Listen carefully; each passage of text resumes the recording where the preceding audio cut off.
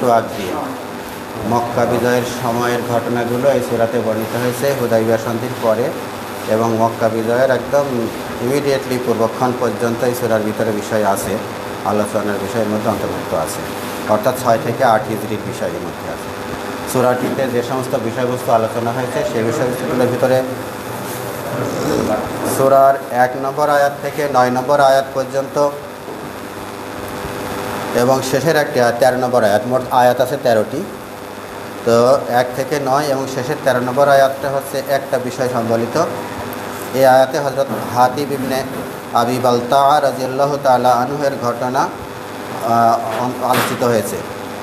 তিনি মক্কা বিজয়ের পূর্বক্ষণে রাসূলুল্লাহ সাল্লাল্লাহু আলাইহি ওয়াসাল্লামের যুদ্ধের প্রস্তুতির একটা সংবাদ মক্কার কুরাইশদেরকে জানিয়ে দেওয়ার একটা চেষ্টা করেছিলেন, সেই সম্পর্কে আলোচনা আছে। তার উদ্দেশ্য ছিল কুরাইশদের কাছে তিনি প্রিয়ভাজন হবেন এবং যখন যুদ্ধ বাঁধবে তখন হাতেব রাদিয়াল্লাহু তাআলা আনহু এর পরিবার পরিজন যারা মক্কায় আছে তারা যেন একটু নিরাপদে থাকতে পারে সেই ব্যবস্থাটা নিশ্চিত করে নেওয়া। এই জন্য তিনি মক্কার কুরাইশদেরকে রাসূলুল্লাহ সাল্লাল্লাহু আলাইহি ওয়াসাল্লামের যুদ্ধ প্রস্তুতির একটা সংবাদ আগাম জানিয়ে দিয়ে তাদের কাছ থেকে একটু ফ্যাসিলিটি পেতে চাচ্ছিলেন। এইটা হচ্ছে এর একটা আলোচনার মুখ্য বিষয়। তো আমরা শুরুতে এই কথার দিকে যাব যে রাসূলুল্লাহ সাল্লাল্লাহু আলাইহি ওয়াসাল্লাম হুদাইবিয়াতে 6 নম্বর হিজরিতে যে চুক্তি করেছিলেন তার মধ্যে লেখা ছিল এরকম যে 10 বছর, আগামী 10 বছর মুসলমানরাও তাদের উপরে কোনো যুদ্ধ বিগ্রহ আক্রমণ চালাবে না, আর কুরাইশরাও মুসলমানদের উপরে কোনো যুদ্ধ বিগ্রহ বা আক্রমণ চাপিয়ে দেবে না। 10 বছর, তাহলে তো 6 হিজরি থেকে 10 বছর হলে তো 16 হিজরি পর্যন্ত যাওয়া লাগে। কিন্তু 8 নম্বর হিজরিতে কেন রাসূলুল্লাহ সাল্লাল্লাহু আলাইহি ওয়াসাল্লামকে মক্কা বিজয়ের জন্য যেতে হলো এই জন্য যে ওরা চুক্তি করে ওরা নিজেরাই সেই চুক্তি ভঙ্গ করেছিল, একাধিকবার চুক্তি ভঙ্গ করেছিল। তার মধ্যে চূড়ান্ত একটা ভঙ্গ হয়েছিল এরকম যে হুদাইবিয়ার সন্ধিতে যখন চুক্তি হয় মক্কার কুরাইশদের সাথে মুসলমানদের, তখন এইরকম একটা চুক্তির পয়েন্ট ছিল, ওটাকে ক্লজ বলে। চুক্তির একটা ক্লজ ছিল যে এখন দুই পক্ষ, একদিকে মুসলমানরা আর একদিকে মক্কার কুরাইশরা, এখন আরবের যে আরও যারা গোত্র আশেপাশে আছে সেই সমস্ত গোত্ররা যদি মুসলমানদের সাথে বন্ধুত্বের বন্ধনে আবদ্ধ হতে পারবে, তো তাদেরকেও চুক্তির অন্তর্ভুক্ত বলে কুরাইশরাও মনে করবে। মুসলমানদের এগেনস্টে যেরকম তারা যুদ্ধ চালাবে না, মুসলমানদের সাথে যারা ওই চুক্তিতে আবদ্ধ সেই চুক্তিবদ্ধ গোষ্ঠীর বিরুদ্ধেও তারা কি করবে না, যুদ্ধ চালাবে না। চুক্তিবদ্ধ হলে সেটা হচ্ছে বন্ধুর তালিকায় পড়ে যাবে। আবার কুরাইশদের সাথে যদি আরবের কোনো গোত্র চুক্তির বন্ধনে আবদ্ধ হয়, তো রাসূলুল্লাহ সাল্লাল্লাহু আলাইহি ওয়াসাল্লাম কুরাইশদের বিরুদ্ধেও যেমন যুদ্ধ করবে না, আর কুরাইশদের যারা বন্ধু গোত্র হয়ে গেছে চুক্তির কারণে তাদের সাথেও কোনো যুদ্ধ বিগ্রহ চালাবে না, এরকম একটা কথা। এই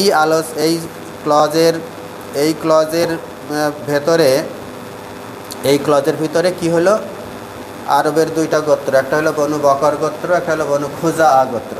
আমরা যেখানে পড়েছি সেখানে খুজা এখানে খাজা লেখা আছে, কোনো কোনো বইতে খুজা, কোনো কোনো বইতে খাজা লেখা আছে। তো এই বনু খাজা গোত্র মুসলমানদের সাথে চুক্তিবদ্ধ হলো, তারা মুসলমানদের মিত্র হলো। আর আরেকটা গোত্র হলো বনু বকর গোত্র কুরাইশদের সাথে চুক্তিবদ্ধ হলো। তো এখন বনু বকরের সাথে বনু খুজা আর কিন্তু ওই আগের থেকেই দ্বন্দ্ব ছিল। তো যখন এই মুসলমানদের সাথে চুক্তি হয়েছে, এখন একটা শান্তিময় পরিবেশ প্রতিষ্ঠিত হয়েছে, এই রকম সময় বনু বকর গোত্রের ভিতরে একটু ধান্দাবাজি ছিল। ওরা ভিতরে বনু খোজা গোত্রের একটা দুর্বল পয়েন্ট, অরক্ষিত একটা সময়, যখন ওরা যুদ্ধের জন্য প্রস্তুত নয় এমন একটা সময়ের খোঁজে ছিল। তো ওইরকম একটা সময় পেয়ে যাওয়ার কারণে বনু খুজা গোত্রের উপরে বনু বকর গোত্র আক্রমণ করে এবং 2 জন মানুষকে হত্যা করে ফেলে। তো বনু খুজা গোত্র যেহেতু মুসলমানদের সাথে বন্ধুত্বের চুক্তি, অনাক্রমণ চুক্তির আওতায় রয়েছে এবং যে কোনো একটা গোত্রকে আক্রমণ করলে চুক্তিবদ্ধ সকল গোত্র আক্রান্ত হয়েছে বলে গণ্য হবে। সেই জন্য বনু খুজা গোত্র রাসূলুল্লাহ সাল্লাল্লাহু আলাইহি ওয়াসাল্লামের কাছে এসে বলল যে আমাদের উপরে আক্রমণ হয়েছে এবং আমাদের 2 জন লোককে মেরে ফেলেছে, তো এখন আপনি ব্যবস্থা নেন। তখন রাসূলুল্লাহ সাল্লাল্লাহু আলাইহি ওয়াসাল্লাম তাদেরকে বললেন যে তোমরা সাহায্য পাবে, আমি সাহায্য করব এইভাবে ডাইরেক্ট না বলে তিনি বলছেন কি যে তোমরা সাহায্য পাবে, তার মানে আল্লাহ তাআলার পক্ষ থেকে তোমাদের উপর সাহায্য আসতেছে। তো এই কথাটা তিনি বললেন। এবং আমরা আরও একটা বিষয় জানতে পেরেছি যে রাসূলুল্লাহ সাল্লাল্লাহু আলাইহি সাল্লাম ওই বনু খুজার লোকজন আসার আগ দিয়েই তিনি আল্লাহ তাআলার তরফ থেকে বুঝতে পেরেছিলেন। হযরত আয়েশা রাদিয়াল্লাহু তাআলা আনহাকে বলছেন যে যুদ্ধে যাওয়ার জন্য প্রস্তুতি নেও। রাসূলুল্লাহ সাল্লাল্লাহু আলাইহি ওয়াসাল্লাম যখন যুদ্ধে যেতেন তখন কোনো না কোনো স্ত্রীকে সাথে নিয়ে যেতেন। এই যুদ্ধে হযরত আয়েশা রাদিয়াল্লাহু তাআলা আনহাকে আগেই বলেছিলেন যে তুমি প্রস্তুতি নাও, তবে কারোর কাছে বলো না। এরকম অবস্থায় হযরত আয়েশা রাদিয়াল্লাহু তাআলা সব কিছু গুজগাছ করতেছেন একটা দীর্ঘ সফরে যাওয়ার জন্য যা যা লাগে। তো হযরত আবু বকর রাদিয়াল্লাহু তাআলা আনহুর মেয়ে তো হযরত আয়েশা রাদিয়াল্লাহু তাআলা আনহা, হযরত আবু বকর রাদিয়াল্লাহু তাআলা আনহু মেয়ের বাড়িতে এসে রাসূলুল্লাহর বাড়িতে এসে দেখে কি উনি একটু গুজগাছ করতেছেন যুদ্ধের প্রস্তুতিতে, যুদ্ধ সফরে যাওয়ার জন্য যেরকম করতে হয়। তো বলছে যে মা এটা কোন যুদ্ধে যাওয়ার জন্য, কোথায় যাওয়ার জন্য প্রস্তুতি নেওয়া হচ্ছে? তো হযরত আয়েশা রাদিয়াল্লাহু তাআলা আনহা বলেন আমি জানি না আব্বা। তো বলছে যে হযরত আবু বকর বলছে যে এটা তো রোমানদের সাথে যুদ্ধ যাওয়ার সময় অত না, তাহলে কোন দিকে যাবেন কি? বলছে আমি জানি না আব্বা, এই কথা বলেন। অর্থাৎ এই যে বলছে যে গোপন রাখতে হবে, ওনাকে সব কিছু ডিটেল জানানো হয়নি। হযরত আয়েশা রাদিয়াল্লাহু তাআলা কিন্তু ডিটেল জানানো হয়নি, শুধু এটুকু বলছে যে অন্তত গোপন রাখতে হবে। তো এইটুকুতেই তিনি ওনার বাবাকেও, হযরত আবু বকরের মতো বাবা, তাকেও কিন্তু কোনো রকমের একটা ক্লু দেন নাই। তারপরে উনি চলে গেলেন। এর পরের দিনও হয় না, তারপরের দিন তৃতীয় দিনে এই হচ্ছে বনু খুজার লোকজন রাসূলুল্লাহ সাল্লাল্লাহু আলাইহি ওয়াসাল্লামের কাছে আসে এবং বলে যে ঘটনা এই। তখন রাসূলুল্লাহ সাল্লাল্লাহু আলাইহি ওয়াসাল্লাম যুদ্ধের প্রস্তুতি নিতে থাকেন। তিনি যে যুদ্ধের প্রস্তুতি নিচ্ছেন, মক্কার দিকে যাচ্ছেন, এই কথাটা সাহাবীদের ভিতরে কিন্তু তখনও পর্যন্ত কি জানান নাই। না জানায় তিনি একটা কৌশল করেছিলেন, সেই কথাটা একটু পরে আসার দরকার ছিল, এখনই মনে আসলেও বলি। সেটা হলো যে একজন সাহাবীর নেতৃত্বে 8 জনের একটা বাহিনী তিনি একটা ভিন্ন দিকে, ভিন্ন একটা দিকে, সেটা হলো মদিনা থেকে 36 মাইল দূরে, কিন্তু মক্কার দিকে না, ওইদিকে পাঠাই দিয়েছেন। এটাকে অগ্রবর্তী দল বলে। তো এই অগ্রবর্তী দল যেদিকে পাঠায় দেয়, লোকজন মনে করে যেহেতু অগ্রবর্তী দল ওইদিকে গেছে, এরপরে রাসূলুল্লাহ সাল্লাল্লাহু আলাইহি ওয়াসাল্লাম ওইদিকেই যাবে, কিন্তু রাসূলুল্লাহ সাল্লাল্লাহু আলাইহি ওয়াসাল্লাম টার্গেট কিন্তু ওইদিকে যাওয়ার নয়, এইভাবে পাঠাই দিয়েছেন। কিন্তু এর আগে মক্কার দিকে রাসূলুল্লাহ সাল্লাল্লাহু আলাইহি ওয়াসাল্লাম যাত্রা শুরু করার আগে আবু সুফিয়ান আসছে। আবু সুফিয়ান বুঝতে পারছে যে যেহেতু বনু বকর বনু খুজার উপর আক্রমণ করেছে, খুজা রাসূলুল্লাহ সাল্লাল্লাহু আলাইহি ওয়াসাল্লামের কাছ থেকে সাহায্য চাবে, শেষ পর্যন্ত একটা বড় যুদ্ধের দিকেই কিন্তু মোড় নেবে। আবু সুফিয়ান এসে রাসূলুল্লাহ সাল্লাল্লাহু আলাইহি ওয়াসাল্লামের কাছে, রাসূলুল্লাহ সাল্লাল্লাহু আলাইহি ওয়াসাল্লামের বাড়িতেই আসছে। আবু সুফিয়ানের মেয়ের নাম হচ্ছে উম্মে হাবিবা, তিনি রাসূলুল্লাহ সাল্লাল্লাহু আলাইহি ওয়াসাল্লামের স্ত্রী। তো রাসূলুল্লাহ সাল্লাল্লাহু আলাইহি ওয়াসাল্লামের স্ত্রী উম্মে হাবিবা ওনার মেয়ের ঘরে ঢুকেছেন। তো হয়তো খাটের উপরে বসবেন, তো রাসূলুল্লাহ সাল্লাল্লাহু আলাইহি ওয়াসাল্লামের বিছানা মেয়ে গোছায় সরায়ে আগলা করে দিচ্ছে যে তুমি রাসূলুল্লাহ সাল্লাল্লাহু আলাইহি ওয়াসাল্লামের এই বিছানার উপরে তুমি বসতে পারবে না, তুমি মুশরিক, তুমি নাপাক। তখন ওই সরানো দেখে আবু সুফিয়ান বলছে কি মা, আমাকে কি এই বিছানার যোগ্য মনে করো না, নাকি ওই বিছানা আমার যোগ্য নয়? বলছে না, আপনি মুশরিক, আপনি রাসূলুল্লাহ সাল্লাল্লাহু আলাইহি ওয়াসাল্লামের বিছানায় বসতে পারবেন। তো বলছে যে আল্লাহর কসম, তুমি আসলে এই বাড়িতে বিয়ে হয়ে খারাপ হয়ে গেছে। তো এইসব বলছে। তারপরে কথাবার্তা হলো, রাসূলুল্লাহ সাল্লাল্লাহু আলাইহি ওয়াসাল্লামের কাছে বললো যে আমরা একটা যুদ্ধ করতে চাচ্ছি না, একটা নিরাপত্তার জন্য এসেছি। তো রাসূলুল্লাহ সাল্লাল্লাহু আলাইহি ওয়াসাল্লাম কোনো কথা বলেন না। ওখান থেকে নিরাশে বের হয়ে আবু বকরের কাছে যান যে আপনি রাসূলুল্লাহকে সুপারিশ করেন যেন যুদ্ধটা না হয়। তো হযরত আবু বকর কোনো কথাবার্তা বলে নাই, বলছে যে ব্যাপারে আল্লাহ রাসূল সংকল্প করেছেন একটা, আমরা সেই সংকল্পের এগেনস্টে কোনো পরামর্শ দিতে পারি না। আবু বকর রাদিয়াল্লাহু তাআলা এটুকু বলছেন। তারপরে হযরত উমরের কাছে যান। হযরত উমরের কাছে বলছেন যে তুমি রাসূলুল্লাহ সাল্লাল্লাহু আলাইহি ওয়াসাল্লামকে একটু রিকোয়েস্ট করো, আমরা যুদ্ধ চাচ্ছি না, একটা হয়ে যাক, একটা আপসফা হয়ে যাক, চুক্তিটা আবার নবায়ন হোক, ইত্যাদি ইত্যাদি। তো হযরত উমর রাদিয়াল্লাহু তাআলা আনহু বলছে যে তুমি কী করে আশা করতে পারো যে রাসূলুল্লাহ সাল্লাল্লাহু আলাইহি ওয়াসাল্লামের এই সিদ্ধান্তের বিরুদ্ধে আমরা করবো? বরং আমাদের যদি যুদ্ধ করার মতো কিছু না থাকে, একটা কাঠের টন্ডও যদি থাকে, সেটা নিয়ে হলেও তোমাদের বিরুদ্ধে যুদ্ধ করবো, কোনো রকমের কোনো নেই, আপোষ। তো সেখান থেকে চলে গেল হযরত আলীর কাছে। হযরত আলী রাদিয়াল্লাহু তাআলা আনহুর কাছে যে নিজের বংশ, আত্মীয়তা, নানান সম্পর্ক, ঘনিষ্ঠতা, এই সমস্ত কজমজ দেখায়, বলছে তুমি তো আমাদের সবচেয়ে ঘনিষ্ঠ ব্যক্তি, তুমি একটা ব্যবস্থা করো, এই যুদ্ধ বিগ্রহ যেন না হয়, একটা ব্যবস্থা করে দাও। তো সেও হলো ওই রকম কিছু বলে নাই, সেও রাসূলুল্লাহ সাল্লাল্লাহু আলাইহি ওয়াসাল্লামের ইচ্ছার উপরে। তখন ফাতেমা রাদিয়াল্লাহু তাআলা আনহা ওখানেই ছিলেন এবং হযরত হাসান রাদিয়াল্লাহু তাআলা ছোটো বালক, সে ওখানে ঘোরাঘুরি করতেছে। তো বলছে যে ফাতেমা, তুমি কি তোমার এই সন্তানকে এই মর্মে আদেশ দিতে পারো যে সে লোকদের মধ্যে আশ্রয় দানের ঘোষণা দেবে, দিয়ে সব সময়ের জন্য আরবদের সর্দার হয়ে থাকবে। ছোট একটা বালক, সে ঘোষণা দেবে যে আমি হচ্ছে ওই কুরাইশদেরকে, তারপরে হচ্ছে বনু বকরকে আশ্রয় দিলাম, নিরাপত্তা দিলাম, মুসলমানরা তার সাথে কি করবে না, যুদ্ধ করবে না। এই ঘটনা বাচ্চা হাসান যদি দেয়, চিরদিনের জন্য হাসান মানুষের কাছে শ্রদ্ধেয় হয়ে থাকবে, নেতার মর্যাদা পেয়ে থাকবে। তো ফাতেমা রাদিয়াল্লাহু তাআলা আনহা বলছেন, আল্লাহর শপথ, আমার সন্তান লোকদের মধ্যে ঘোষণা দিয়ে নেতা হবার মতো যোগ্য এখনো হয়নি। লোকদের ভিতরে ঘোষণা দিয়ে নেতা হওয়ার যোগ্য আমার এখনো হয় নাই। এছাড়া উনি আরেকটা খুব মৌলিক একটা পয়েন্ট বলেন। ফাতেমা রাদিয়াল্লাহু তাআলা আনহা মেয়ে মানুষ, তিনি বলছেন যেখানে আল্লাহর রাসূল উপস্থিত থাকেন সেই জায়গায় রাসূলকে বাদ দিয়ে আর একজন নিরাপত্তার ঘোষণা দিতে পারে না। সে সময় কিন্তু আমান দেওয়ার, নিরাপত্তা দেওয়ার কিন্তু একটা সিস্টেম ছিল। একজন আসামি, তাকে মুসলমানরা মারবে, কিন্তু আরেকজন মুসলমান সে যেখান থেকেই হোক তাকে নিরাপত্তা দিলে তাকে আর কেউ মারে না। তো এখানে একটা মূল পয়েন্ট, যেখানে আল্লাহর রাসূল উপস্থিত সেই জায়গা থেকে ওনাকে বাদ দিয়ে আরেকজন নিরাপত্তা দেবে, এই নিরাপত্তা দেওয়ার অধিকার কোনো মুসলমানের নাই। এই কথা ফাতেমা রাদিয়াল্লাহু তাআলা আনহা বললেন। তাহলে বোঝা গেল যে রাসূলুল্লাহ সাল্লাল্লাহু আলাইহি ওয়াসাল্লামের মেয়ে ফাতেমা, আমরা তো জানি তিনি তো একদম নিতান্তই একজন গৃহিণী মানুষ, কিন্তু এই রকমের ফান্ডামেন্টাল পয়েন্টসগুলো তারা খুব ভালো বুঝতেন। তো কোনো জায়গা থেকে কিছু হলো না যখন, তখন হযরত আলীর কাছে বলেছিল তাহলে কী করা যায়। তো হযরত আলী বলছে যে তোমার জন্য তো আমি কোনো কিছু পাচ্ছি না, কোনো লক্ষণ মক্ষণ পাচ্ছি না, তো তুমি এমনি একটা ঘোষণা দাও মসজিদে নববীর কাছে, না মসজিদে, হ্যাঁ মসজিদ নববীর কাছে যে বলো যে আমি লোকজনের হচ্ছে আমান ঘোষণা করলাম, নিরাপত্তা ঘোষণা করলাম। এ হলো মক্কার লোক, এ এখন মদিনায় এসে নিরাপত্তা ঘোষণা করছে। তো এখন মুআবিয়া বলছে কি, সরি আবু সুফিয়ান বলছে কি যে আমি যদি এই ঘোষণা দিই তাতে কোনো লাভ হবে, আমি যদি এই ঘোষণা দিই তাতে কোনো লাভ হবে। হযরত আলী বলছে আমার মনে হয় না যে কোনো লাভ হবে, তুমি দিতে পারো আর। তো এসব ঘোষণা দিয়েছে, চলে গেল। মক্কায় যখন ফিরে গেছে তখন মক্কার লোকজন তাকে একদম বলছে তুমি তো মদিনায় গিয়েছিলে, এখন কি সংবাদ কও। তো বলছে যে আমি কোনো সংবাদ আনতে পারি নাই, আমি রাসূলের কাছে গেছি, সে সাড়া দেয় নাই, আবু বকরের কাছে গেছি, সেও কোনো সাড়া দেয় নাই, ওমরের কাছে গিয়েছিলাম, সে সবচেয়ে বড় দুশমন মনে হলো, কট্টর দুশমন। হযরত আলীর কাছে গিয়েছিলাম, সে একটু সবচেয়ে নরম মনে হলো, সে একটা পরামর্শ দিয়েছিল ঘোষণা দেওয়ার, আমি সেই ঘোষণা দিয়ে আইছি।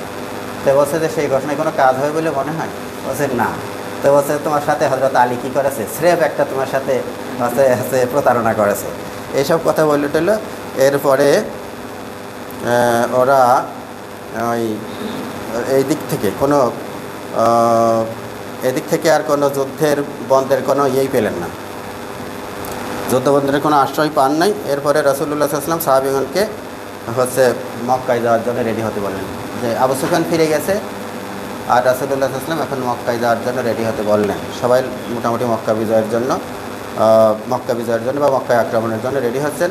তবে এই কথাটা বলার পরে আল্লাহ রাসূল সাল্লাল্লাহু আলাইহি ওয়াসাল্লাম দোয়া করলেন, হে আল্লাহ, আমরা যে মক্কায় যাচ্ছি যুদ্ধের জন্য যাচ্ছি, আমরা যুদ্ধের জন্য যাচ্ছি, সাধারণত নিয়ম হলো কি যে শত্রুরা কিন্তু প্রতিপক্ষের খোঁজ রাখে সবসময়, গোয়েন্দা লাগায় রাখে, রিপোর্ট ওরা কী করতেছে, কোন দিকে মুভ করতেছে, আমাদের বিরুদ্ধে আসতেছে কিনা সব সময়। এখন যেমন এদের রাডার পাইতে রাখে, ওরা কিন্তু ওই মানুষ গোয়েন্দা দিয়ে রাডারই কাম করে। তো রাসূলুল্লাহ সাল্লাল্লাহু আলাইহি ওয়াসাল্লাম আল্লাহর কাছে দোয়া করছেন, আল্লাহ আমরা যে তাদের এগেইনস্টে প্রস্তুতি নিচ্ছি, বের হচ্ছে, এই খবরটা যেন ওরা না পায়, একদম কাছে যাওয়ার আগে পর্যন্ত যেন ওরা কোনো খবর না পায়। এইভাবে করে রেডি হচ্ছেন, প্রস্তুতি নিচ্ছেন। এর মধ্যে হয়েছে কি যে যখন ওই যে অগ্রবর্তী দল আগেই চলে গেছে, ভিন্ন দিকে চলে গেছে। তো রাসূলুল্লাহ সাল্লাল্লাহু আলাইহি ওয়াসাল্লাম যখন বিষয়টা অনেকটা ক্লিয়ার করে ফেলেছেন যে মক্কায় যাচ্ছি, মক্কায় যাচ্ছি, তখন হাতেব ইবনে আবি বালতা রাদিয়াল্লাহু তাআলা আনহু উনি এইবার পাক্কা খবর পেয়ে গেছেন যে মুসলমানরা হচ্ছে মক্কা আক্রমণে যাচ্ছে। এইবার একটা চিঠি লিখে এক মহিলার কাছে পাঠিয়ে দিল। সেই মহিলার নাম সারা। সেই মহিলার কাছে পাঠিয়ে দিল। মহিলা হচ্ছে নিয়ে চলে যাচ্ছে। রাসূলুল্লাহ সাল্লাল্লাহু আলাইহি ওয়াসাল্লামকে আল্লাহ তাআলা বিষয়টা জানাই দিলেন এবং রাসূলুল্লাহ সাল্লাল্লাহু আলাইহি ওয়াসাল্লাম হযরত আলী এবং আরও কোনো জায়গায় 2 জন, কোনো জায়গায় 3 জন সাথী দিয়ে পাঠিয়ে দিলেন এবং বললেন রজায়ে খাক, রওজায়ে খাত নামক জায়গায় যে সেই মহিলার সাথে তোমাদের দেখা হবে, সেই মহিলার কাছে একটা চিঠি আছে, চিঠিটা নিয়ে এসো। তখন হযরত আলী রাদিয়াল্লাহু তাআলা আমার সাথে জুবাইর রাদিয়াল্লাহু এবং আরও যারা ছিলেন তারা যেয়ে তাকে চ্যালেঞ্জ করলেন এবং সে উঠে চড়ে যাচ্ছিল। ইনারাই যে উট বসাই দিয়েছে, ওই মহিলার ইচ্ছার উপরে কোনো তোয়াক্কা করে নাই, উট বসাই দিয়েছে এবং বলছে যে চিঠিটা দাও, চিঠি আছে নাকি, তা না, চিঠিটা দাও। তো বলছে আমার কাছে কোনো চিঠি নাই। বলছে ভালোই ভালোই দাও, নাহলে কিন্তু শরীর চেক করা হবে। তখন বুঝেছে যে কোনোভাবেই পাশ কাটানো যাবে না, তখন চিঠিটা দিয়েছে। দুই জায়গায় দুই রকম পেয়েছি, এক জায়গায় পেয়েছি চুলের ভিতর থেকে, আর এক জায়গায় পেয়েছি কোমরের মধ্যে থেকে দিয়েছে। তো সেই চিঠিটা বের করে দিয়েছে রাসূলুল্লাহ সাল্লাল্লাহু আলাইহি ওয়াসাল্লাম, সেইটা উনি নিয়ে আসলেন এবং ওই মহিলাকে কী করা হলো ওই জায়গায় ছেড়েই দিয়ে আসলো না নিয়ে আসলে এটা আমার জানা নাই। তো যাই হোক, সেই সংবাদটা মক্কায় যাইতে পারে নাই। রাসূলুল্লাহ সাল্লাল্লাহু আলাইহি ওয়াসাল্লাম ওই যে দোয়া করেছিলেন আল্লাহ ওরা যেন সেই আমাদের প্রস্তুতির সংবাদ না জানতে পারে, এইভাবে রক্ষা হলো। তো এখানে একটু বিষয় আমি আলোচনা দেখলাম যে মহিলা যদি চিঠিটা নিয়ে মক্কায় যেতে পারত, মুসলমানরা তাদের এগেনস্টে যুদ্ধে বেরোছে খবরটা যদি ওরা আগের থেকে জেনে সেইভাবে প্রস্তুত হয়ে থাকতে পারত, এরপরে ওরাও যুদ্ধের জন্য প্রস্তুত, মুসলমানরাও সেখানে যে হাজির, এই পক্ষে দুইটা প্রস্তুত পক্ষ যুদ্ধ হতো, তাহলে কি ভয়ানক যুদ্ধ হতো সেইটা নিয়ে আলোচনা করেছে। যে ওরা যদি সংবাদটা আগেই পেয়ে যেত তাহলে ওরা পুরোদমে একটা প্রস্তুতি নিতে পারত, বিরাট ধ্বংসাত্মক একটা রক্তক্ষয়ী যুদ্ধ হতো, উভয় পক্ষের বহু মানুষের জীবনহানি ঘটতে পারত। যেভাবে রাসূলুল্লাহ সাল্লাল্লাহু আলাইহি ওয়াসাল্লাম প্রায় রক্তপাতহীনভাবে মক্কা বিজয় করেছেন, শুধু কিছু একদম দাগি ক্রিমিনাল তাদেরকে বলে দিয়েছিলেন যে এই কয়টা লোক মারতে হবে, তাছাড়া বাদ বাকি তো আর কারো মারা হয়নি। তারা আত্মসমর্পণ করেছে, আবু সুফিয়ানের বাড়িতে কেউ আশ্রয় নিলে নিরাপদ, কেউ ঘরের মধ্যে চুপ করে বসে থাকলে নিরাপদ, ইত্যাদি সব নিরাপত্তা দিয়েছেন। এইভাবে করে বেশ অনেকটা নিষ্কণ্টকভাবেই মক্কা বিজয়টা হয়ে গেল। কিন্তু ওই চিঠি যদি ওখানে চলে যেত তাহলে বিরাট রকমের একটা রক্তক্ষয়ী সংঘর্ষ হতে পারত। তো হযরত আবু হাতেব রাদিয়াল্লাহু তাআলা আনহু ওনার চিঠি পাঠানোর ক্ষেত্রে ওনার ব্যক্তিগত কতটুকু উপকারিতা আছে সেইটুকু উনি হিসাব করেছিলেন, কিন্তু এর যে কত খারাপ দিক আছে সেইটা হয়তো ওনার তাৎক্ষণিকভাবে ওনার মাথার মধ্যে আসে না। তো এইটুকু আলোচনা থেকে আমরা একটা মাসলা এখানেই বলে যাব কিনা জানি না, যে বলেই যাই, সেটা হলো যে এই ধরনের কিছু তাৎক্ষণিক ইনসিডেন্টাল, তাৎক্ষণিক, এটা পার্মানেন্ট না, তাৎক্ষণিক কিছু কিছু সিদ্ধান্তে ভুল কিন্তু সাহাবীদের হয়েছে।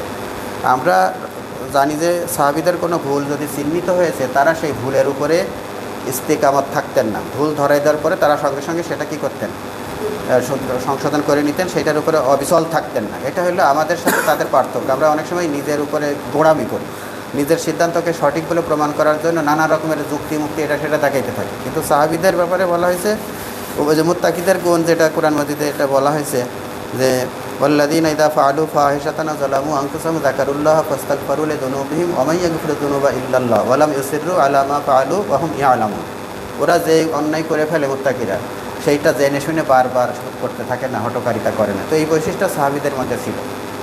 তাদেরকে আমরা এরকম জানি যে কেউ কেউ হচ্ছে জেনার মতো অপরাধ করে ফেললেও স্বয়ং রাসূলুল্লাহ সাল্লাল্লাহু আলাইহি ওয়াসাল্লামের কাছে এসে বলছে আমি হলো হদ জারি করার মতো অপরাধ করে ফেলেছি, আমার উপরে হদ জারি করেন।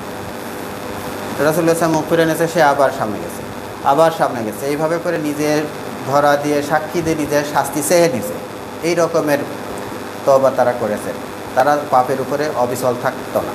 আর আমরা অনেক সময় জেনে শুনেও গোপন করি, গোড়ামি করি, এই জন্য কোনো সময় আমরাও ভুল করি, সাহাবীরাও ভুল করেন, আমরা তাই তো বরাবর এইটা আল্লাহ রাসূল সাল্লাল্লাহু আলাইহি ওয়াসাল্লাম কোনো সময় আমাদেরকে অ্যালাউ করেন নাই।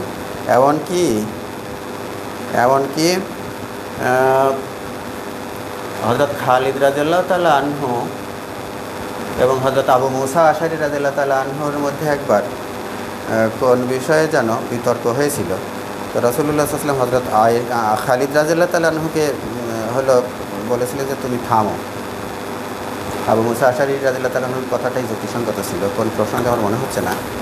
তো সেই জায়গাতে রাসূলুল্লাহ সাল্লাল্লাহু আলাইহি ওয়াসাল্লাম বললেন যে উহুদ পাহাড় যদি স্বর্ণে পরিণত হয় এবং সেই স্বর্ণ যদি তুমি দান করো, তারপরেও তুমি আমার সাহাবীদের, হযরত খালিদ রাদিয়াল্লাহু তাআলা আনহুকে ওই জায়গায় ওই নেক দলের বাইরে রেখে কথা বলতেছেন যে আমার সাহাবীদের একটা সকালের বা একটা বিকালের আমলের সমানও করতে পারবেন না যদি একটা উহুদ পাহাড় পরিমাণ স্বর্ণ তুমি যদি সব দান করে দাও। তো তো সাহাবীরা তো সেই মর্যাদার ছিলেন। সাহাবীদের সম্পর্কে আল্লাহ তাআলা তো বলেছেন যে রাদিয়াল্লাহু আনহুম ওয়া রাদু আনহু, আল্লাহ তাআলা তাদের উপরে সন্তুষ্ট, তারাও আল্লাহ তাআলার উপর সন্তুষ্ট। সেই জন্য তাদের যদি কখনো কোনো ঘটনা কখনো ইয়ে হয়ে যায়, ত্রুটি বিচ্যুতি হয়ে যায়, আল্লাহ তাআলাই সংশোধন করেছেন, আল্লাহ রাসূল সংশোধন করেছেন, তারা সংশোধিত হয়েছে। এবং তারা যে মাসুম হতে পারেন না, মানুষ যে কখনো একদম ভুল ত্রুটির একদম ঊর্ধ্বে হতে পারেন, সে একমাত্র আল্লাহ তাআলারই বৈশিষ্ট্য এটা, সেইটা আল্লাহ তাআলা জানাই দিয়েছেন। এবং তাদের কোনো ভুল ত্রুটির ভিতরে আমাদের উম্মতের অনেক শিক্ষণীয় ঘটনাও ঘটে গেছে, যে এরকম পরিস্থিতিতে এই ভুল করলে কী করতে হয়। তো সেই সমস্ত বিষয়ে অনেক আছে। এই জন্য আমরা সাহাবীদের কোনো সমালোচনাকে বিরাট আলোচনার বিষয় বানাবো না, কিন্তু কোরআন শরীফে যখন কোনো একটা বিষয় চলে আসবে তখন বোঝার জন্য সেইটুকু আলোচনা করেই চলে যাব। কিন্তু তাদেরকে আমাদের সাধারণ মানুষের মতো পাপি টাপি হিসাবে আমাদের আলোচনা করা যেন কখনোই বিষয়বস্তু হয়ে না ওঠে। তাহলে 1 থেকে 9 এবং শেষের 13 নম্বর আয়াতের একটা বিষয়বস্তু গেল হযরত হাতিব রাদিয়াল্লাহু তাআলার ঘটনা। আর 10 নম্বর আয়াতে ঈমানদারদেরকে আদেশ দেওয়া হয়েছে যে নারীরা ঈমান গ্রহণ করে অমুসলিম এলাকা থেকে যদি মুসলমানদের এলাকায় চলে আসে, তাহলে তাদের ঈমানের ব্যাপারটা একটু যাচাই করে দেখতে হবে যে আসলেই তারা সত্যি সত্যি ঈমানের কারণেই হিজরত করে আসলো, নাকি এখানকার কোনো মানুষের সাথে সম্পর্কের কারণে আসলো, নাকি পার্থিব অন্য কোনো স্বার্থের কারণে আসলো। এই বিষয়টা একটু যাচাই পরখ করে নিতে আল্লাহ তাআলা বলেছেন 10 নম্বর আয়াতে। সূরাটির 10 নম্বর এবং 11 নম্বর আয়াতে আলোচনা করা হয়েছে এমন একটা বিষয়, যে বিষয়টার একটা বড় প্রশ্ন হয়ে দেখা দিয়েছিল। সেটা হলো হুদাইবিয়া সন্ধিতে কী লেখা ছিল, যে মক্কার কোনো লোক তাদের অভিভাবকের, তাদের যিনি প্রধান, তার অনুমতি ব্যতীত কয়জন ঘুমাচ্ছেন? ঘুমাচ্ছেন না তো? আমাদের কলল ঘুমাচ্ছে নাকি? তাহলে উঠে দাঁড়াও, উঠে দাঁড়ায় আল্লাহ করে এটি বসো, আবার ঘুমটুম ভেঙে নাও। এরপরে কথা লেখা ছিল কি, যে মক্কার কোনো লোক তাদের নেতৃস্থানীয় ব্যক্তির অনুমতি ছাড়াই যদি ঈমান গ্রহণ করে মদিনায় যায়, মদিনার লোকজন তাকে ফেরত দিতে বাধ্য থাকবে। আর মদিনার লোকজন যদি মক্কায় ফিরে যায়, তাকে ফেরত দিতে বাধ্য থাকবে না। তো এমন কিছু ঘটনা ঘটল, মহিলারা ইসলাম গ্রহণ করে মদিনায় চলে আসলো, মক্কার মহিলারা ইসলাম গ্রহণ করে মদিনায় চলে আসলো, এবং চুক্তির ভিতরে ওরা কভার করে মনে করে মক্কার লোকজন তাদেরকে নিতে আসলো, যে মহিলারা চলে আসছে, ফেরত দেন। রাসূলুল্লাহ সাল্লাল্লাহু আলাইহি ওয়াসাল্লাম বলছেন, না, আমাদের চুক্তিতে মহিলার কথা নাই।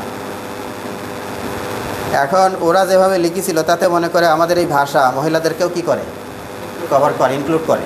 আর রাসূলুল্লাহ সাল্লাল্লাহু আলাইহি ওয়াসাল্লাম বলছেন, না, মহিলার ইনক্লুডেড না। তারপরে আল্লাহ তাআলা কোরআন মাজিদে আয়াতও নাযিল করলেন যে লাহুন্না হিল্লুল লাহুম ওয়া লাহুম ইয়াহিল্লুনা লাহুন্না, এই মহিলারা তাদের ওই যে মুশরিক স্বামী রয়ে গেছে ওর জন্য আর হালাল না। ফালা তারজিউহুন্না ইলাল কুফফার, এই কাফেরদের কাছে আর ফিরিয়ে দিও না। আবার ওই কাফের স্বামীরা এদের জন্য হালাল না, এরকম ঘুরাই ফিরাই বলেন। মহিলারাও ওদের জন্য হালাল না, ওরাও মহিলার জন্য হালাল না। এবার ঘুরাই ফিরাই ভাইসি ভার্সা বলে ইংরেজিতে, এই ভাইসি ভার্সা মার্কা ঘুরাই ফিরাই বললেন। তো তাতে করে আল্লাহ রসুল যে অবস্থানটা নিয়েছিলেন, আয়াতও সেভাবেই নাজিল হলো, তাদেরকে ফেরত দেওয়া হবে না, এবং তাদেরকে ক্লজে দেখায় দিলেন। এবং এখানে এই তাফসিরের মধ্যে দেখলাম যে কয়েক রকমের রেওয়ায়ত আছে। তো কিছু কিছু রেওয়ায়তের ভাষা মনে হয় যে মহিলার ইনক্লুডেড, আর একটা বর্ণনা এরকম আছে যে সেখানে রজুলুন লেখা আছে। ইনকানা রজুলুন, কোনো রজুল যদি হচ্ছে, রজুল মানে পুরুষ, যদি হচ্ছে এরকম ফিরে যায় তাকে ফেরত দিতে হবে। আর ওরা রজুল মানে ব্যক্তি বুঝেছে, ব্যক্তি মানে তো মহিলা পুরুষ সব। তো এই রজুল শব্দের এরকম দ্বিবিধ অর্থ নেওয়ার সুযোগ আছে। তো যাই হোক, শেষ পর্যন্ত মহিলাদেরকে ফেরত দেওয়ার অনুমতি আসে না, এবং তারা মহিলাদেরকে ফেরত না নিয়ে যেতে বাধ্য হয়। এখান থেকে আমরা জানলাম যে মহিলা যদি ইমানদার হয়, তাহলে তার স্বামী যদি ইমানদার না হয়, তাহলে তার সাথে আর দাম্পত্য সম্পর্ক কি থাকে না, বিদ্যমান থাকে না, বলবৎ থাকে না, বজায় থাকে না। এই মশলাটা এখান থেকে আসে। 3 নম্বর বিষয়বস্তু, এটা হলো 12 নম্বর আয়াত। এখানে রাসূলুল্লাহ সাল্লাল্লাহু আলাইহি ওয়াসাল্লামকে বলা হয়েছে যে আপনার কাছে যদি ইমানদার মহিলারা আসে এবং তারা যদি বায়াত করে, তো তাদের কাছ থেকে আপনি বায়াত গ্রহণ করবেন। বায়াত গ্রহণের বিষয়বস্তু হচ্ছে যে তারা যেন শিরিক না করে, কেননা ওই সময় শিরিক খুব প্রচলিত ছিল। শিরিক করবে না, চুরি করবে না, জেনা করবে না, সন্তান হত্যা করবে না, আর কাউকে মিথ্যা অপবাদ, জেনা ব্যভিচারের মিথ্যা অপবাদ মেয়েদের ভিতরে খুব প্রচলিত থাকে, একজন আর একজনের খুব সমালোচনা গীবত ইত্যাদি করে, এই কাজগুলো করবে না। এই মর্মে তারা হচ্ছে কি করবে, বায়াত করবে, রাসূলুল্লাহ সাল্লাল্লাহু আলাইহি ওয়াসাল্লাম তাদের কাছ থেকে বায়াত গ্রহণ করবেন। তো রাসূলুল্লাহ সাল্লাল্লাহু আলাইহি ওয়াসাল্লাম পুরুষদের কাছে বায়াত গ্রহণ করতেন এরকম যে একজনের সাথে হাত দিতেন, বাদ বাকিরাও তার সাথে ওই বায়াতের কথাগুলো উচ্চারণ করতো যে আমরা এই কাজ করবো না, এই কাজ করবো না, এই মর্মে আল্লাহ রাসূলের কাছে বায়াত করলাম। আর মহিলাদের ক্ষেত্রে রাসূলুল্লাহ সাল্লাল্লাহু আলাইহি ওয়াসাল্লাম এই শব্দগুলো তাদের কাছ থেকে পড়ায় নিতেন এবং রাসূলুল্লাহ সাল্লাল্লাহু আলাইহি ওয়াসাল্লাম নিজে বলতেন কি যে আমি তোমাদেরকে এই ব্যাপারে বায়াত গ্রহণ করলাম, বায়াতু কুন্না, এরকম হাতে কখনো হাত দিতেন না। তো এইভাবে বায়াত গ্রহণের ক্ষেত্রে দুই রকম সিস্টেম আমরা দেখলাম, যে পুরুষদের সাথে রাসূলুল্লাহ সাল্লাল্লাহু আলাইহি ওয়াসাল্লাম হাতে হাত দিয়ে বায়াত নিয়েছেন, মহিলাদেরকে কখনো হাতে স্পর্শ করেন নাই। এই জন্য এখন কেউ যদি এমন কোনো পীর হয় যে তিনি হচ্ছেন আধ্যাত্মিক পীর, বাপ হয়, পীর হয়ে যায় কি রুহানি পিতা, আর মহিলারা সব হয়ে যায় কন্যা, তো পিতা কন্যাদের হাতে হাত দিয়ে বায়াত করে, এই রকমের ফতোয়া যদি কেউ পার করে, রাসূলুল্লাহ সাল্লাল্লাহু আলাইহি ওয়াসাল্লামের এই শিক্ষা তার মোটামুটি টোটাল বিরোধিতা করে। কোনো মহিলার গায়ে কোনো সময়ই স্পর্শ করার কোনো সুযোগ দেয় না।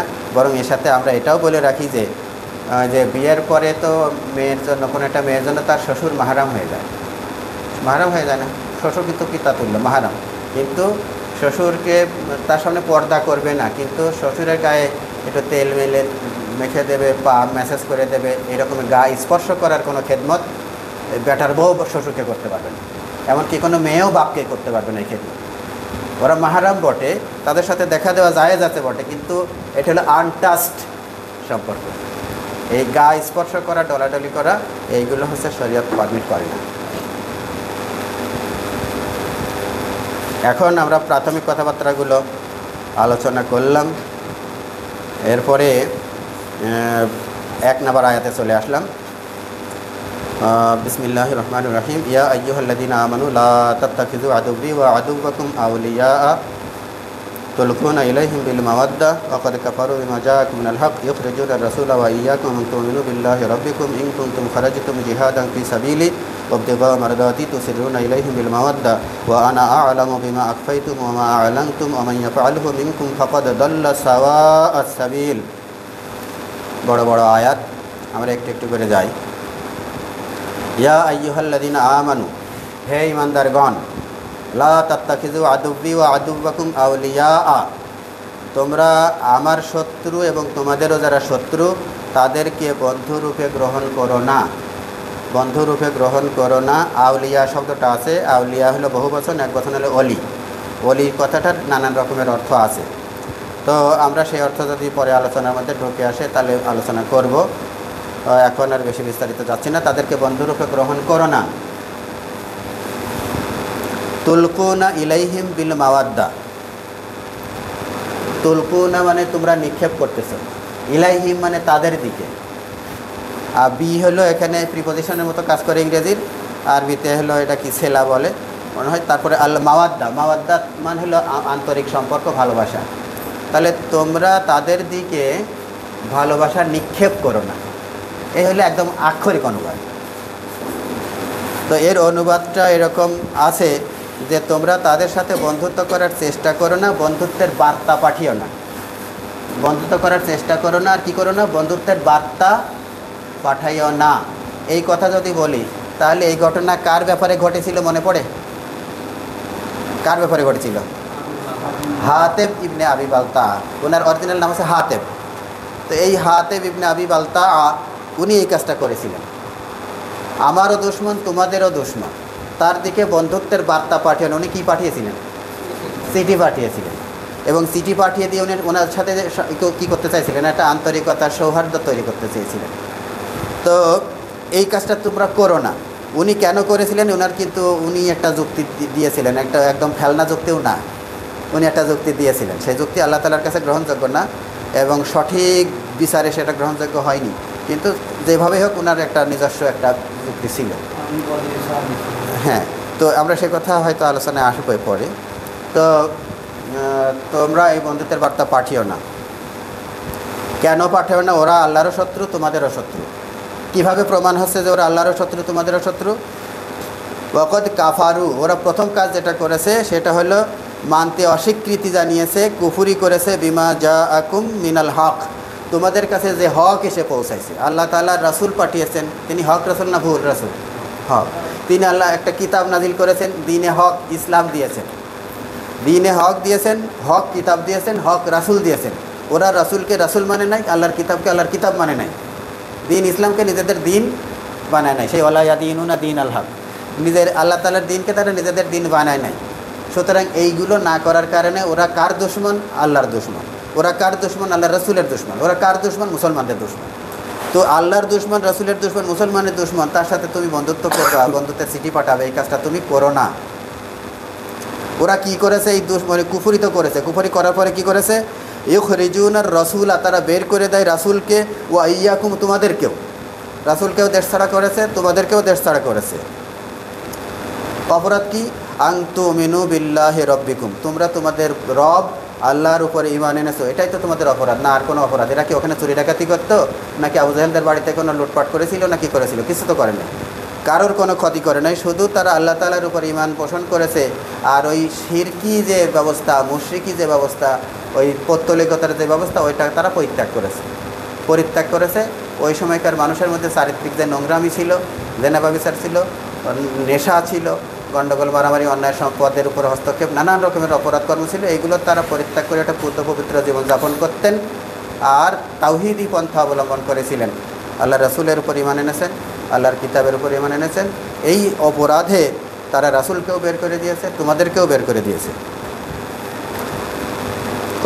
তো এই যখন অবস্থা, তোমরা আল্লাহর প্রতি ঈমান রেখে, রাসূলের প্রতি ঈমান রেখে আল্লাহ তাআলার রাস্তায় সংগ্রাম করবে, জিহাদ করবে, সেই জন্য তোমরা কি করেছো? ইনকুনতুম খারাজতুম, তোমরা যদি বের হয়ে থাকো, জিহাদান ফি সাবিলি, আমার রাস্তায় জিহাদ করার জন্য, ওয়াবতিগা মারদাতি, আর আমার সন্তুষ্টি পাওয়ার আশায় যদি বাড়ির থেকে বের হয়ে থাকো, তাহলে কিভাবে? এখানে একটা কাইফা মাহজুব আছে, কাইফা তুসিরুনা ইলাইহিম বিল মাওয়াদ্দা, কীভাবে তাদের সাথে তোমরা গোপনে গোপনে বন্ধুত্ব করো। আচ্ছা, সে যে চিঠি পাঠাইছিল, এটা কি প্রকাশ্যে পাঠাইছিল? আল্লাহ তাআলা বলছেন কীভাবে? তুসিরুনা হলো গোপনে গোপনে তাদের সাথে বন্ধুত্ব করার চেষ্টা কীভাবে করতে পারো, অথচ তোমরা জানো যে তোমরা গোপনে যদি কিছু করো সেটাও কি আমি জানি। তাহলে কার কাছে গোপন করতেছো? এই এতটাই কি ভুল কাজ করে ফেলতে পারো যে গোপন করে ফেললে আর মনে করে ফেলে যে গোপনই থাকবে? আমি তো জানি, ও আনা আলামু, আমি তো জানি, বিমা আখফাইতুম, যেটা তোমরা খফি করো, গোপন করো, সেটাও আমি জানি, ওয়ামা আলাম, তোমার যেটা তোমরা প্রকাশ্য ঘোষণা দিয়ে করো, ডিক্লেয়ার করে করো, সেটাও আমি জানি। ওয়ামাই ইয়াফআলহু মিনকুম, তোমাদের মধ্যে যে হচ্ছে ওই রকম কাজ করবে। কী রকম কাজ? আল্লাহর দুশমন, রাসূলের দুশমন, মুসলমানদের দুশমনের সাথে বন্ধুত্ব করবে, এই কাজটা যে করবে। ওয়ামাই ইয়াফআলহু মিনকুম, তোমাদের মধ্যে কেউ যদি এই কাম করে, ফাকাদ দাল্লা সাওয়াআস সাবিল, সে হচ্ছে সঠিক রাস্তা থেকে বিচ্যুত হয়ে গেছে, সঠিক রাস্তা থেকে বিচ্যুত হয়ে গেছে, সঠিক রাস্তায় নাই, সঠিক রাস্তা থেকে বিচ্যুত হয়ে গেছে, সঠিক রাস্তায় নাই। এখন আমরা একটু যদি চিন্তা করি যে আল্লাহ তাআলা নিষেধ করলেন যে আমার দুশমন তোমাদেরও দুশমন যারা, তাদেরকে বন্ধুরূপে গ্রহণ করো না, তাহলে কি কাজ করলে তাদেরকে বন্ধুরূপে গ্রহণ করা হয় সেদিকটাতে একটু নজর দেওয়া দরকার না? যে কী কাজ করলে বন্ধুরূপে গ্রহণ করা হয়। একটা হচ্ছে যে অর্থ দিয়ে, মেধা দিয়ে, শ্রম দিয়ে, সামরিক সহযোগিতা দিয়ে তাদেরকে যদি আমরা সহযোগিতা করি, কোনোভাবে যদি আল্লাহর দুশমনদেরকে আমরা সহযোগিতা করতেছি, টাকা দিলাম, নিজে গেলাম না, টাকা দিলাম, অথবা কি করলাম, বুদ্ধি দিয়ে দিলাম, এটা মেধা দিয়ে সাহায্য করলাম, অথবা একটা কাজ করে দিলাম, আমি গরিব মানুষ, টাকাও নাই, আমি হচ্ছে মেধাও দিতে পারবো না, শিক্ষিতও না, আমি তোমার হয়ে একটু কাজ করে দিলাম, তাহলে এটাও হচ্ছে বন্ধুত্ব রূপে গণ্য হবে। কেউ টাকা দিল, সেটাও কি, কাফেরদের সাথে টাকা দিলে কাফেরদের বন্ধুরূপে গণ্য হবে। কেউ কাউকে টাকা দিয়ে সাহায্য করতেছে, এটাই বন্ধু। কেউ কাউকে ভালো ব্রেন খাটায় কাজ করে দিচ্ছে, ইন্টেলেকচুয়াল সার্ভিস দিচ্ছে, এটাও কি বন্ধু। আর সামরিক যুদ্ধের সময় নিজের লোকজন পাঠিয়ে দিয়ে, অস্ত্রপাতি দিয়ে হোক, ম্যান পাওয়ার দিয়ে হোক, আর সামরিক রসদ সামগ্রী দিয়ে হোক সাহায্য করতে, এটাও কি, এটা হলো বন্ধুত্বের একটি প্রমাণ রাখলো, বন্ধুত্বের একটি কাজ করলো। 2 নম্বর হচ্ছে মনে মনে কল্যাণ কামনা করা, যে ওরা জিতলেই ভালো। মুনাফিকদের ব্যাপারে বলা হয়েছে যে যদি তোমাদের কোনো ক্ষয়ক্ষতি হয় তাহলে ওরা খুশি হয়। ইং তামসাসকুম হাসানাতুন তাসুহুম ওয়া ইং তুসিবকুম সাইয়্যাতুন ইয়াফরাহু বিহা, তোমাদের যদি কখনো কল্যাণ দেখে ওরা বেজার হয়, আর তোমরা ক্ষতিগ্রস্ত হলে ওরা খুশি হয়। তাহলে আমাদের ক্ষতিতে ওরা খুশি হয়, তাহলে ওরা আমাদের শত্রু। কাফেরদের বিজয় দেখলে ওরা খুশি হয়, তাহলে ওরা কাফেরদের বন্ধু। তাহলে কারোর প্রতি খুশি হওয়া, কারোর প্রতি বেজার হওয়ার দ্বারাও কি বন্ধুত্বের সম্পর্কের প্রমাণ মেলে। তারপরে একই সাথে কোনো একটা মজলিসে অংশগ্রহণ করলে পরেও বন্ধুত্বের প্রকাশ ঘটে। আমরা এখানে বসে একটা প্রোগ্রামে বসে আছি, আমাদের কথাবার্তাগুলোর সাথে আমরা মনে মনে ডিফার করি না, আমরা একটা আদর্শের অনুসরণ করি, তাহলে এই কথা প্রমাণিত যে এই কয়টা লোক সব বন্ধু। আমরা এখানে বসে আছি, আমরা সব কি বন্ধু। আর এই রকম কাফেরদের কোনো মজলিসে কোনো মুসলমান যে নির্বিবাদে অবাধে বিনা প্রতিবাদে আরামে কথাগুলো শুনে যাচ্ছে, এনজয় করে যাচ্ছে, ও মুসলমান যতই মুসলমানের দলে মিশে থাকুক আর যতই নামাজ পড়ুক আর রোজা করুক আর হজ করুক, ওদের সাথে বসে থাকে আর এনজয় করে, ও হচ্ছে ওদের একজন লোক। কুরআন শরীফে আল্লাহ তাআলা বলছেন যে ওয়াকাদ নাযালা আলাইকুম ফিল কিতাবে আন ইযা সামি'তুম আয়াতিল্লাহি ইউকফারু বিহা ওয়া ইস্তাহজাউ বিহা ফালা তাকউদু মাআহুম। যদি তুমি দেখো, আল্লাহ তাআলা কিতাবের মধ্যে বিধান নাজিল করেছেন যে তুমি যদি দেখো যে আল্লাহর আয়াতের সাথে কুফরি করা হচ্ছে, ঠাট্টা মশকরা করা হচ্ছে, তাহলে তুমি তাদের সাথে বসবে না। অন্য আলোচনায় যদি তারা প্রবৃত্ত হয়, বিষয় যদি চেঞ্জ হয়ে যায়, তখন তাদের সাথে বসতে পারো, কিন্তু যতক্ষণ পর্যন্ত আল্লাহর আয়াতের সাথে কুফরি হবে, ঠাট্টা মশকরা হবে, আর তুমি সেখানে বসে থাকবা না। ইন্নাকুম ইযাম মিসলুহুম, যদি বসে থাকো তাহলে তুমিও তাদের মতোই একজন। ইন্নাল্লাহা জামিউল মুনাফিকিনা ওয়াল কাফিরিনা ফি জাহান্নামা জামিয়া। এই বসে থাকা মুসলমান, কাফেরদের সাথে বসে থাকা মুসলমান, সে হলো মুনাফিক। আর যারা ওই ঠাট্টা মশকরা সরাসরি নিজেরাই করতেছে, তারা কাফের। ওই সরাসরি সমালোচনা করা কাফের, আর এই বসে বসে এনজয় করা মুনাফিক। এদেরকে আল্লাহ তাআলা জামিউল মুনাফিকিনা ওয়াল কাফিরিনা ফি জাহান্নামা, জামে মানে একত্রিত করবেন, ফি জাহান্নামা জাহান্নামের ভিতরে একসাথে। তাহলে এই কোনো বৈঠকে নির্বিবাদে বসে এনজয় করাটাও সেই দলের অন্তর্ভুক্ত বলে গণ্য হয়, তাদের বন্ধু বলে গণ্য হয়। তাহলে কাফেরদের মজলিসে যারা বসে বসে শোনে আর গপ্প মারে, ওরাও কাফেরদের কি বন্ধু। এই অভ্যাস ত্যাগ না করলে ও বন্ধু বলেই গণ্য হবে। তাদের দিন বা আদর্শের প্রতি সম্মান সমর্থন প্রকাশ করা, তাদের দিনই ভালো দিন, আমার আর কি ধর্ম, ওদেরই কত ভালো ধর্ম, এরকম কেউ যদি বলে, তাদের ধর্মকে কোনো না কোনোভাবে সাপোর্ট দেওয়া, সমর্থন করা। হ্যাঁ, আমরা হয়তো অনেক সময় কোরআন মজিদের বা রাসূলের যুক্তি দেখায় যে নিজে হাতে মূর্তি বানিয়ে তার আবার পূজা করে, ওরকম আছে নাকি। আমি হয়তো একজন তার পক্ষে হয়ে করলাম, প্রোটেকশন দিচ্ছি, তাদেরকে কী করে এটা সাপোর্ট দিচ্ছি যে না, ওর একটা সিম্বলিক গুরুত্ব আছে, ওই অমুকের দশাত এক একটা হাতের এক একটা ফাংশন, হ্যাঁ, এভাবে করে তার একটা জাস্টিফাই করছি। তো এইভাবে ওদের কাজ, ওদের কষ্টটাকে নিজের পক্ষ নিয়ে জাস্টিফাই করার চেষ্টা করা। এখন তো ওদেরকে জান্নাতেও বানায় দিচ্ছে, জান্নাতেও বানায় দিচ্ছে। ইন্টারফেস আছে না, যে কোনো ধর্মই তার মন থেকে করলে, ভালোভাবে করলে আর মানুষ ভালো হইলে। মুসলমানদের ভিতরে এইরকম তথাকথিত উদার মুসলমান বহুত আছে যে আমরা আল্লাহ কই, ওরা হচ্ছে ঈশ্বর কই, একই জিনিস, এই ধরনের একই সব, এই ধরনের ব্যাখ্যা। কোনো ধর্মই খারাপ কথা কয় না, সব ধর্মই ভালো। আরও একটা ব্যাপার আছে কি, আমাদের যারা চাকরি বাকরি করি, হিন্দু সহকর্মীও আছে, হিন্দু সহকর্মী মারা যায়, সহকর্মী বাপ মরে যায়, বউ মরে যায়, মা মরে যায়, আল্লাহ তাআলা তাকে শান্তিতে রাখুক, তার বিদেহী আত্মার শান্তি কামনা করে, এসব করে না। কোনো মুশরিকদের জন্য দোয়া করাটা আল্লাহ তাআলা একদম কঠোরভাবে নিষেধ করেছেন। কোনো নবীও এটা দোয়া করতে পারবে না, কোনো মুসলমান করতে পারবে না। মা কানা লিল মুশরিকি মা কানা লিন নাবিয়্যি ওয়াল্লাযিনা আমানু আই ইস্তাগফিরু লিল মুশরিকিনা ওয়ালাউ কানু উলি কুরবা। এরকম বলা হয়েছে যে কোনো নবী, কোনো ইমানদার, কোনো মুশরিকদের জন্য দোয়া করতে পারবে না। আর এরা বলছে তার বিদেহী আত্মার শান্তিতে থাকো। হ্যাঁ, কেউ কেউ সংক্ষেপে লেখে RIP, মানে রেস্ট ইন পিস। RIP, ওই হিন্দুরা এটা লেখে RIP, রেস্ট ইন পিস, শান্তিতে থাকুক তার আত্মা। তো এইগুলো হিন্দুদের আত্মাকে শান্তিতে থাকা, এইগুলো ফেসবুকে খুব দোয়া করে দেয়। আমি তো হচ্ছে যেই মুসলমান সম্পর্কে জানি না, সেই মুসলমান সম্পর্কে ওই দানিং হচ্ছে এরকম, ওই জান্নাতে যাকার বিদেহী আত্মার জান্নাতের ফেরদাউসের আলা মাকাম দান করবে, এসব দোয়া লেখি না। তাকে আমি যার সম্পর্কে জানি না, তার এত কথা লেখার কোনো যুক্তি নাই।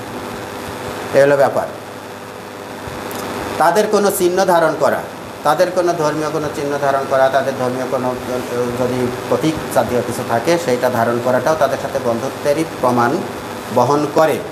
মুসলমানদের তুলনায় কাফেরদের, হ্যাঁ হ্যাঁ হ্যাঁ, ওই যে মিটিংয়ে উপস্থিত থাকাই তখন সমস্যা। তখন এই দুর্গাপূজা উৎসব সবার, ধর্ম যার যার, উৎসব সবার, সেই জন্য ওই ধর্মের পূজা উৎসবও দেখতে চলে গেলাম। এইভাবে করে যায়। আর গর্ব করে অনেকেই বলে যে ওদের শারদীয় দুর্গোৎসব তো মুসলমানরাই বেশি উপস্থিত থাকে, এটা একটা দারুণ সার্বজনীন উৎসব হয়ে গেছে।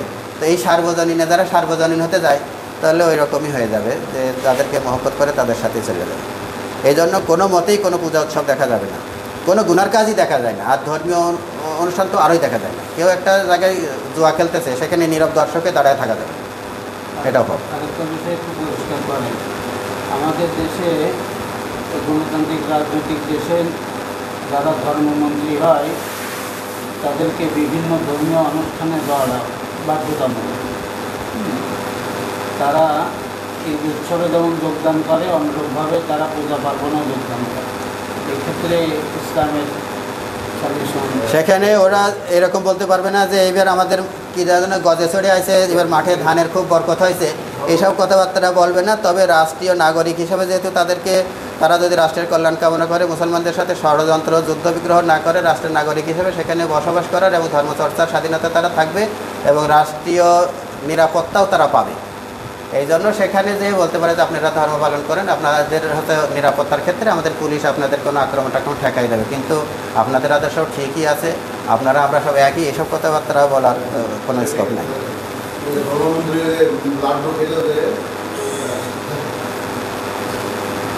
আচ্ছা, এরপরে তো আছে ওই আমার আলোচনার পরেও তো ওই যে কী বলেন নাম সাপ্লিমেন্টারি আলোচনার সুযোগ আছে, এই জন্য সেটা করার সুযোগ থাকবে ইনশাল্লাহ পরে। 2 নম্বর আয়াত, ইয়াসকাফুকুম ইয়াকুনু লাকুম আ'দাআ ওয়া ইয়াবসুতু ইলাইকুম আইদিয়াহুম ওয়া আলসিনাতাহুম বিস-সুই ওয়া ওয়াদ্দু লাউ তাকফুরুন। ওরা যদি তোমাদেরকে কাবু করতে পারে, সুযোগ পেয়ে যায়, তাহলে কি করে? ইয়াকুনু, তারা হয়ে যায়, লাকুম, তোমাদের জন্য আ'দাআন, আদুবুন মানে শত্রু, তার বহুবচন হলো আ'দা। ওরা সুযোগ পেলে তোমাদের শত্রু হয়ে যায়। শত্রু হয়ে কি করে? ইয়াবসুতু ইলাইকুম আইদিয়াহুম, তোমাদের দিকে তারা হাত বাড়ায়, তোমাদের গায়ে হাত তোলে। হাত বাড়ানো মানে কি? গায়ে হাত তোলে। ইয়াবসুতু ইলাইকুম আইদিয়াহুম, তোমাদের দিকে হাত বাড়িয়ে দেয়, অর্থাৎ আক্রমণ করার জন্য তারা তোমাদের দিকে হাত বাড়ায় সুযোগ পাইলে। ওয়া আলসিনাতাহুম, তারা কথা দিয়েও তোমাদের সাথে শত্রুতা করে, মুখের কথা। কীরকম কথা? আলসিনাতাহুম বিসু, তোমাদের সমালোচনা করে, তোমাদের নিন্দা করে। হ্যাঁ, হাতও বাড়ায় তোমাদের ক্ষতি করার জন্য, আর মুখের ভাষাও ব্যবহার করে তোমাদের ক্ষতি করার জন্য। আলসিনাতাহুম বিসু ওয়া ওয়াদ্দু, এবং তারা কামনা করে লাউ তাকফুরুন, তোমরা যদি কাফের হয়ে যাও তাহলে তারা খুব খুশি। ওরা ষড়যন্ত্র করে, ওরা বিরোধিতা করে, ওরা ক্ষতি করার চেষ্টা করে, নানাবিধভাবে চাপ সৃষ্টি করে মুসলমানদেরকে কি করে? তো তারা ঈমান থেকে ফিরে আসুক, এই চেষ্টা করে। এই চেষ্টাটা ওরা সবসময় করে। এ পর্যন্ত যা কিছু বলা হলো এবং পরে যা কিছু বলা হচ্ছে, যদিও এগুলো মূল লক্ষ্য ছিল যে হযরত হাতিব রাদিয়াল্লাহু তাআলা আনহুর ঘটনাকে নিয়ে আলোচনা করা, কিন্তু মহান আল্লাহ তাআলা কেবল তার ব্যাপারে কথা বলার পরিবর্তে এটা সবাইকে সমাধান করে কথা বলেছেন। একজন সাহাবীর মাধ্যমে আমরা দেখলাম যে তিনি চিঠি পাঠায় ওদের সাথে আত্মীয়তা বা কি ওটা সৌহার্দ্য তৈরি করার চেষ্টা করতেছেন, একজনের একটা সিঙ্গেল ঘটনা। কিন্তু আল্লাহ তাআলা আলোচনা করতেছেন কি? সামগ্রিকভাবে, অর্থাৎ এই শিক্ষাটা যেন সবার জন্য শিক্ষা হয়ে যায় যে ওই রকমের বন্ধুত্বর কাজ কেউ করতে পারবে না, কোনো ফর্মেই করতে পারবে না। খালি চিঠি বলে কোনো কথা না, কোনো ফর্মেই তাদের সাথে কোনো বন্ধুত্ব তৈরি হয় এমন কোনো কাজ করতে পারবে না। এরকম রাসূলুল্লাহ সাল্লাল্লাহু আলাইহি ওয়াসাল্লামেরও